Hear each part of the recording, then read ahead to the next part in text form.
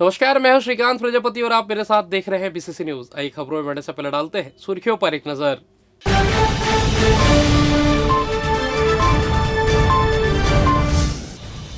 नामांकन फॉर्म लेने उमड़ रहे उम्मीदवार अपने अपने क्षेत्रों के लिए कर रहे दावेदारी। कलेक्टर ने ली जिला स्तरीय बैठक, काम रोकने वाले ठेकेदार होंगे ब्लैकलिस्टेड। मनाया गया राष्ट्रीय मतदाता जागरूकता दिवस, दिलाई गई शपथ। और दिन का तापमान बढ़ा, चुभने लगी धूप।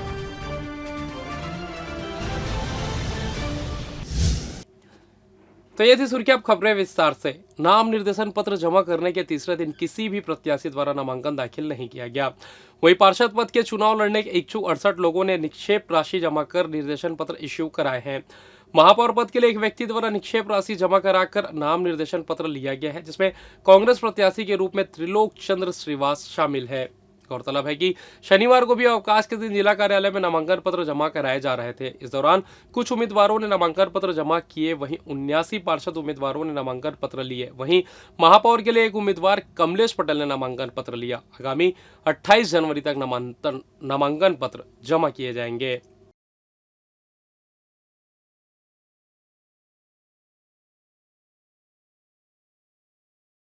रणनीति रहेगी? जी, मेरा नाम अंचल दुबे है, जो कि वार्ड क्रमांक 66 से मैं भारतीय जनता पार्टी से प्रत्याशी बना हूं। और विश्व की सबसे बड़ी पार्टी भारतीय जनता पार्टी ने मुझ जैसे छोटे उम्र के और बहुत ही कम समय में जो हमने जो काम किया है, उसके बदौलत मुझे पार्टी ने मुझ पर विश्वास किया है। इसलिए मैं पार्टी का बहुत बहुत धन्यवाद आभार करता हूँ। हमारे शीर्ष नेतृत्व माननीय श्री अमर अग्रवाल जी का धन्यवाद करता हूँ। और जो कि अब 11 तारीख को जो चुनाव है, उसके लिए हम प्रक्रिया चालू कर दी है। आज मैंने फॉर्म दाखिल कर दिए। मुद्दे हमारे रहेंगे, जो भी अधूरे काम बचे हुए हैं पूर्ववर्ती निगम कांग्रेस वार्ड नंबर 54 और पार्टी बीजेपी और समस्या रहेंगे आपके मुद्दे तो बहुत सारे मुद्दे हैं, अनेक मुद्दे हैं। कई प्रकार के वार्ड में कोई काम हो नहीं। 5 साल तो पूरा 5 साल क्या, अपन 20 साल बोल सकते हैं।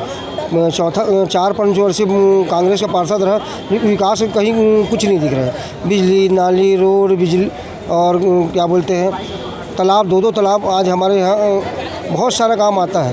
10 देहात में होता तो पानी की हमको व्यवस्था करना। नगर निगम क्षेत्र की 43 वार्ड से हूँ।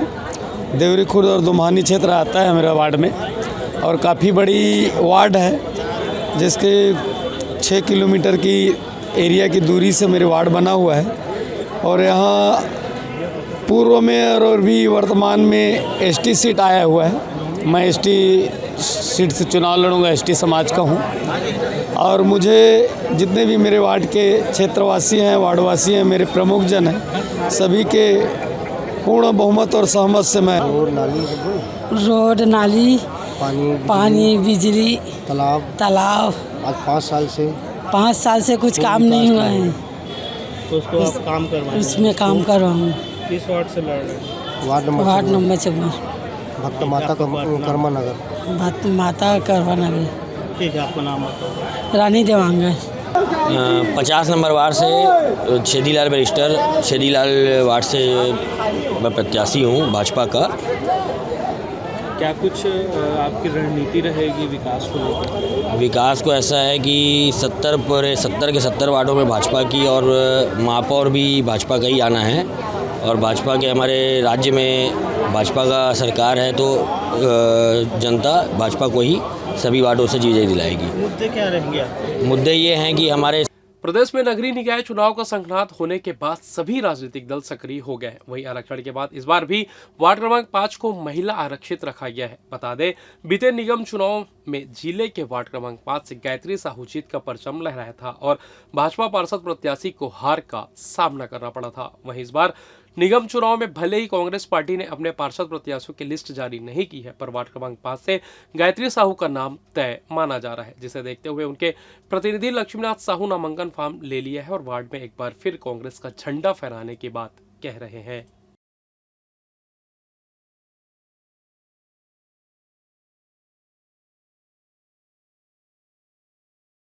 आप नामांकन फॉर्म लेने आए हैं, किस तरह की तैयारी है? देखिए, चुनावी मोड में पूरी तरह से हम सब आ चुके हैं। हमारी पार्टी में चर्चा चल रही, लगातार टिकट डिक्लेरेशन का इंतज़ार है, लेकिन हम अपने पहले से तैयारी के लिए नामांकन फॉर्म अभी से ले रहे हैं वार्ड क्रमांक 5 पार्षद के लिए। चूँकि सिटिंग पार्षद है और बहुत अच्छे मतों से पिछले बार विजयी हुई थी, इसलिए पूरा उम्मीद और विश्वास है, जनता का भी साथ है कि पुनः हमें एक पार्टी अवसर देगी। मेरी पत्नी धर्मपत्नी गायत्री साहू को, तो उनके प्रतिनिधि के रूप में मैंने आज नामांकन फॉर्म लिया है और हम अपनी तरफ से पूरी तैयारी कर रखे हैं और कमर कस के तैयार हैं। चुनावी मोड में पूरी तरह से हम विजयी हासिल करने के लिए लगे हुए हैं। फर्जी ट्रांसफर आदेश के मामले में समग्र शिक्षा के संचालक ने विकासखंड स्त्रोत शालिनी पांडे के खिलाफ जांच शुरू कर दी है, जिन्हें 27 जनवरी को रायपुर बुलाया गया है। आपको बता दें, पूर्व में राज्य परियोजना कार्यालय समग्र शिक्षा रायपुर का 17 जनवरी को मनेन्द्रगढ़ में पदस्थ विकासखंड स्त्रोत शालिनी पांडे को नवीन पदस्थापना कार्यालय विकासखंड स्त्रोत केंद्र कार्यालय बिल्हा शहरी में करने का आदेश जारी हुआ। उक्त आदेश को लेकर प्रभारी जिला शिक्षा अधिकारी पी दशरथी द्वारा इसकी सूचना राज्य परियोजना कार्यालय समग्र शिक्षा छत्तीसगढ़ रायपुर में किया गया था। उक्त मामले में अब समग्र शिक्षा के संचालक ने विकासखंड स्त्रोत शालिनी पांडे के खिलाफ जांच शुरू करते हुए उन्हें 27 जनवरी को रायपुर कार्यालय में उपस्थित होकर जवाब प्रस्तुत करने कहा है।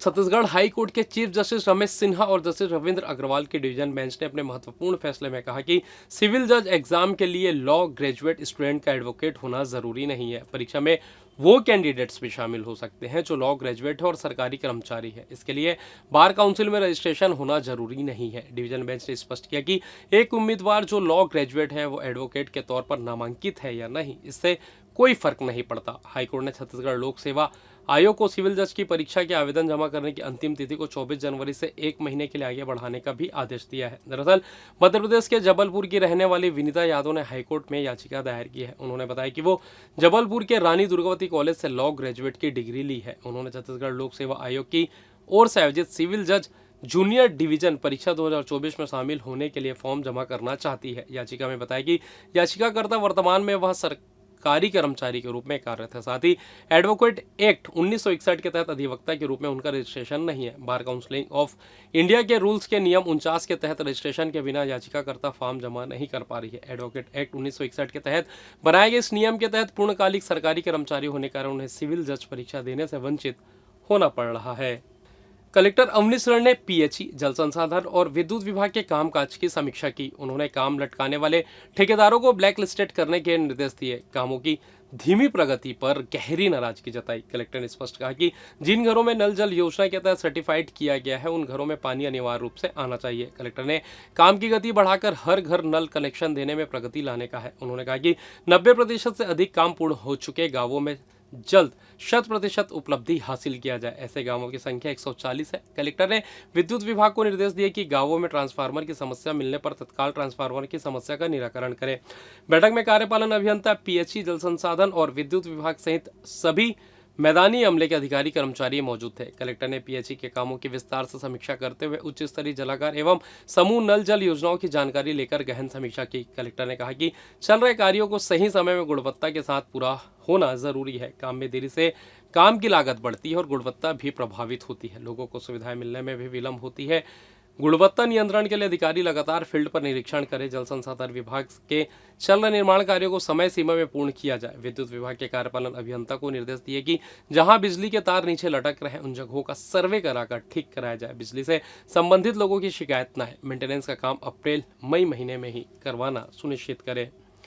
और फिलहाल वक्त तो चला छोटे से ब्रेक का, मिलता है ब्रेक के बाद, कहीं जाइएगा नहीं। पिछले 17 वर्षों से रियल एस्टेट के क्षेत्र में दे रहे हैं अपनी सेवाएं और लगातार शहर की जनता को एक नई लिविंग लाइफस्टाइल। अपने कार्यों एवं सेवाओं के माध्यम से लाखों लोगों की उम्मीदों को दिया है आकार। इसलिए जिले में ही नहीं पूरे प्रदेश में इनकी पहचान है बरकरार। आपके सपनों के घर को हकीकत में बदल कर है दिखाना, इसलिए आपके लिए लेकर आए हैं भाटी आशिया।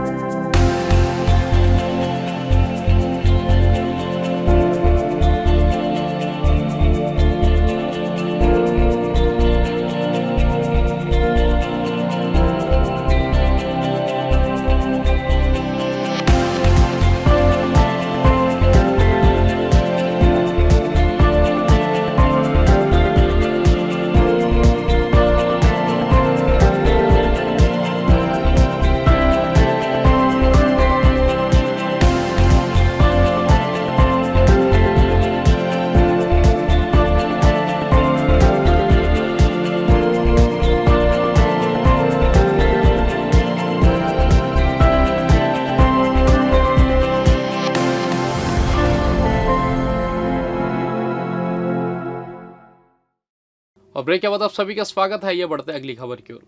15वें राष्ट्रीय मतदाता दिवस कार्यक्रम का आयोजन जिला प्रशासन द्वारा कोनी स्थित बैरिस्टर ठाकुर छेदीलाल कृषि महाविद्यालय के ऑडिटोरियम में किया गया। कार्यक्रम में मुख्य अतिथि के तौर पर अटल बिहारी वाजपेयी विश्वविद्यालय के कुलपति अरुणनाथ दिवाकर वाजपेयी मौजूद थे। उन्होंने कहा कि मत देने का अधिकार हमें कड़े संघर्ष के बाद मिला है। हमें अनिवार्य रूप से अपने मताधिकार का उपयोग करना चाहिए। मतदान लोकतंत्र का आधार है। लोकतंत्र की मजबूती के लिए हर व्यक्ति को मतदान करना चाहिए। कार्यक्रम में नए वोटरों को इपिक कार्ड दिए गए। मतदाता जागरूकता से संबंधित सांस्कृतिक कार्यक्रम और चुनाव में उत्कृष्ट कार्य करने वाले अधिकारी कर्मचारियों को सम्मानित किया गया। कार्यक्रम की अध्यक्षता आईजी संजीव शुक्ला ने की। कुलपति वाजपेयी ने सभी को मतदाता जागरूकता की शपथ दिलाई। उन्होंने कहा कि लोकतंत्र एक ऐसी व्यवस्था है जिसमें हम सभी की सहभागिता 100% सुनिश्चित होनी चाहिए। राष्ट्रीय मतदाता दिवस हमें अपने मतदान के अधिकार प्रयोग करने के लिए प्रेरित करता है। इस अवसर आईजी संजीव शुक्ला ने कहा कि राष्ट्रीय मतदाता दिवस पर हमें यह विचार करना चाहिए कि सभी को वोट देना चाहिए और अपने मतों का अधिकार लेना चाहिए। उसको 15 साल पहले शुरुआत हुई थी इसकी। संयोग देखिए, अभी हमारे जिले में, पूरे राज्य में, छत्तीसगढ़ राज्य में जो स्थानीय निर्वाचन है इसकी घोषणा हो गई। तो जिनको भी अभी 18 साल जिनका पूरा हुआ है, जिनको एपिक कार्ड मिला है, जिन्होंने मतदाता सूची में नाम ऐड करवाया होगा, सबके लिए बहुत अच्छा मौका है कि अपने जो अर्बन एरिया के लोग हैं वो नगर निगम, नगर पालिका में वोट करेंगे और जो ग्रामीण क्षेत्र के लोग हैं वो त्रिस्तरीय पंचायत में आप लोग वोट करेंगे। तो आपको बिल्कुल सामने एक मौका मिल रहा है वोट करने का। 100% वोट देना है। और सबसे बड़ी बात है कि हम लोग पढ़े लिखे लोग हैं, तो जब वोट देने जाइए तो रैंडम नहीं कि हम किसी पे भी लगा दें, किसी पे भी दबा दें। जब आप वोट देने मनन करने का, उस चीज का अपने आप के विश्लेषण करने का आज का ये दिन है। दूसरा, इस बात का गर्व करने का दिन है आज कि मैं इस देश के भविष्य को निर्धारित करने वाला व्यक्ति हूं। मैं ही हूं जो ये तय करूंगा कि हमारा देश कैसा होगा। इस बात पे गर्व करने का दिन है। यही एक दिन होता है मतदान का, जिस दिन ना कोई बड़ा होता है ना कोई छोटा होता है, सब एक बराबर होते हैं। समाज में आखिरी छोर में बैठे हुए व्यक्ति वित्त, वाणिज्यकर, आवास एवं पर्यावरण योजना, आर्थिक एवं सांख्यिकी विभाग के मंत्री ओपी चौधरी संभागीय मुख्यालय बिलासपुर के परेड पुलिस ग्राउंड में आयोजित मुख्य समारोह में झंडा फहराएंगे। वे मुख्यमंत्री विष्णुदेव साय के गणतंत्र दिवस संदेश वाचन के साथ ही आयोजित परेड की सलामी लेंगे। इस अवसर पर स्कूली बच्चों के आकर्षक सांस्कृतिक कार्यक्रम भी होंगे। छत्तीसगढ़ में पिछले 1 साल में हुए विकास कार्यों पर केंद्रीय शासकीय विभागों और सार्वजनिक उपक्रमों की शानदार झांकी प्रदर्शनी भी देखने का मौका मिलेगा। गणतंत्र दिवस समारोह आयोजन की तमाम तैयारियां पूर्ण कर ली गई है। समारोह स्थल पर आयोजित कार्यक्रम के लिए जारी मिनट टू मिनट कार्यक्रम के अनुसार सवेरे 8:59 पर मुख्य अतिथि ओपी चौधरी का समारोह स्थल पर आगमन होगा। इसके बाद 9 बजे ध्वजारोहण, राष्ट्रगान एवं परेड कमांडर द्वारा राष्ट्र ध्वज की सलामी, 9:03 पर परेड का निरीक्षण, बैंड द्वारा मार्च धून, 9:06 पर हर्ष फायर, 9:13 पर मार्च पास्ट, 9:18 पर मुख्यमंत्री के संदेश का वाचन, 9:39 पर परेड निष्क्रमण की कार्रवाई, 9:48 पर स्कूली बच्चों का सांस्कृतिक कार्यक्रम, 10:17 पर विकास कार्यों पर आधारित झांकी प्रदर्शन, 10:47 पर उत्कृष्ट कार्य करने वाले अधिकारियों और कर्मचारियों को सम्मान तथा 11 बजे कार्यक्रम का समापन कर दिया जाएगा।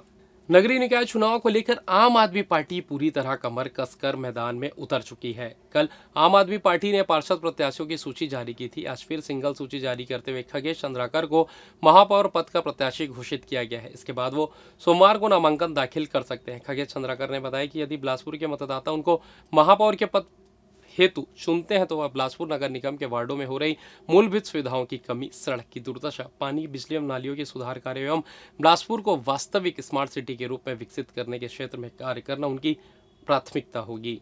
अभिषेक नगर फेस 1 मंगला में सखी सहेली महिला मंडल के तत्वाधान में आयोजित श्रीमद् भागवत कथा भक्तों के लिए भक्ति और आनंद का अद्भुत संगम बन गई है।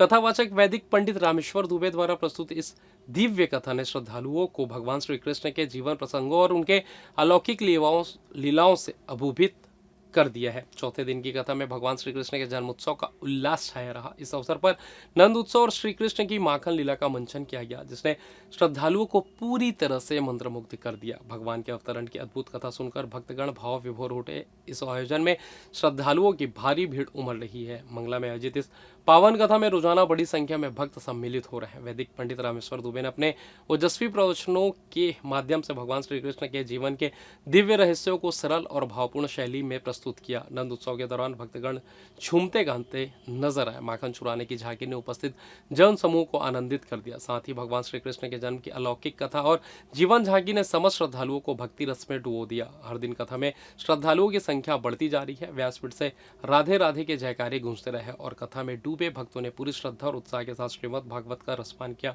शनिवार को कथा के 5वें दिन श्री कृष्ण बाल लीलाओं के गोवर्धन प्रसंग और 56 भोग के आयोजन ने भक्तों को आध्यात्मिक आनंद से सराबोर कर दिया। भगवान श्री कृष्ण की लीलाओं का मंचन देख श्रद्धालु झूम उठे। सखी सहेली महिला मंडल के इस आयोजन ने अभिषेक नगर में भक्ति, प्रेम और उल्लास का वातावरण निर्मित कर दिया है। आगामी दिनों में भी इस कथा में और अधिक भक्तों के शामिल होने की संभावना है।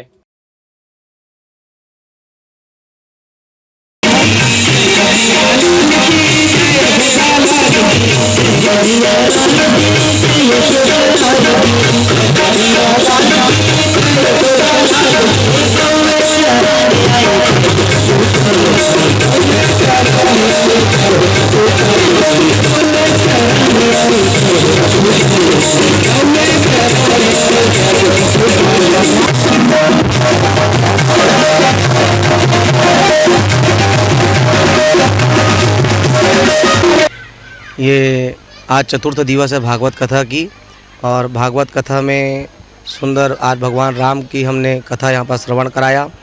और उसके बाद जो है कृष्ण जन्मोत्सव सुंदर भव्य रूप से मनाया गया। यहाँ पर सुंदर निछावर भी दिया गया और मातृशक्तियों के नेतृत्व में सर्वजन कल्याणार्थ यह श्रीमद् भागवत कथा का चतुर्थ दिवस सानंद संपन्न हुआ है। और कल सुंदर जो है भगवान का 56 भोग यहाँ पर लगेगा और वही प्रसाद वितरण होगा भगवान का। बिलासपुर में मौसम में बदलाव के चलते लगातार तापमान में वृद्धि का दौर जारी है, जिसके चलते सर्दी के मौसम में गर्मी का एहसास होने लगा है। दोपहर में धूप चुभने लगी। शुक्रवार को अधिकतम तापमान 32.4 डिग्री सेल्सियस तक पहुंच गया है, जो सामान्य से अधिक रहा। वहीं न्यूनतम तापमान में बढ़ोतरी होने से रात में ठंड का असर कम हो गया है। मौसम विभाग ने उत्तरी हवाओं के आने से न्यूनतम तापमान में गिरावट होने और ठंड से बढ़ने की संभावना जताई है। और फिलहाल इस बुलेटिन में बस इतना ही। मुझे दीजिए इजाज़त, फिर होगी आपसे मुलाकात। तब तक देखते रहिए बीसीसी न्यूज़। नमस्कार।